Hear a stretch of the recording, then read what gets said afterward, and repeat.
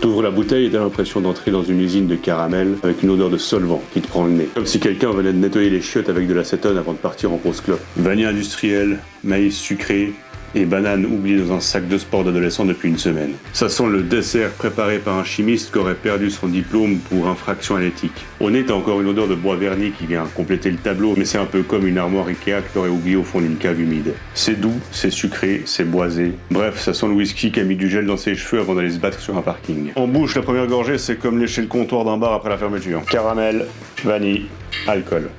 Et l'alcool, parlons-en. Il est bien là, bien sûr, mais pas élégant, pas intégré, pas subtil. Il est là.